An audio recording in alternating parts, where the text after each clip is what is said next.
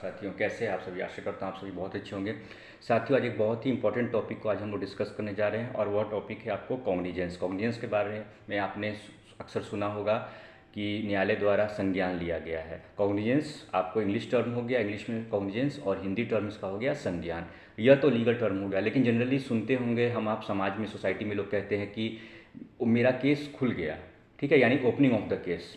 यह आम बोलचाल में हम लोग कहते हैं। तो यहाँ पर क्या होता है कि एक जानने वाली बात यह है कि जो भी कॉग्निजेंस होता है वह किसी अपराध का होता है, किसी घटना का होता है, न कि किसी पर्टिकुलर किसी इंडिविजुअल पर्सन के विरुद्ध जो है संज्ञान लिया जाता है। ठीक है, यानी आपने देखा हो कि कभी कभी कुछ लोग जो होते हैं उनका नाम एफआईआर में होता है, लेकिन जब प्रोसीडिंग स्टार्ट होती है या फिर इन्वेस्टिगेशन रिपोर्ट आती है और संज्ञान के वक्त देखा जाता है कि उसमें से कुछ लोग का नाम उसमें से हट जाता है। वह क्यों होता है? क्योंकि जो भी मटेरियल सामने न्यायालय के सामने आता है उसके बेसिस पे न्यायालय जो है जुडिशियल एप्लीकेशन ऑफ माइंड का इस्तेमाल करते हुए फिर संज्ञान लेती है।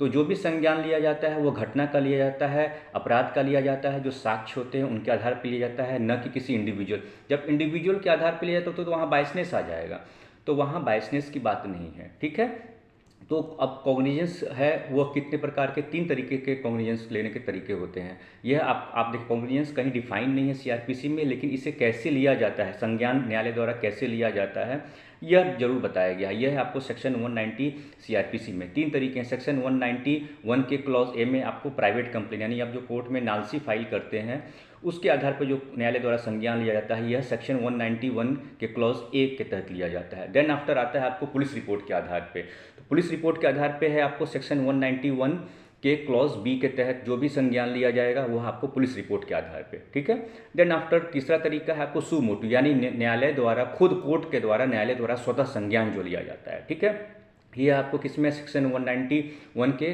क्लॉज सी में। तो यह 3 तरीके हो गए।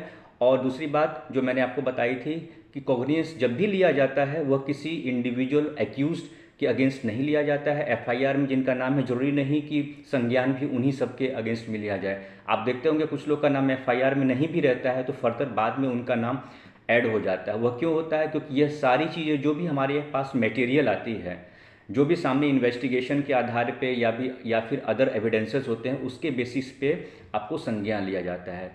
तो जहाँ तक मैं समझ पा रहा हूँ कि मैंने आपको बहुत ही बेहतर तरीके से समझाया है कॉग्निजेंस को। तो कैसा लगा आपको वीडियो साथियों, बताइएगा। और मेरा यूट्यूब चैनल है लॉकुल, उसको आप लोग सब्सक्राइब कीजिए, और अगर मेरे वीडियो अच्छे लगते हैं तो उसे लाइक कीजिए। ठीक है साथियों, नमस्कार।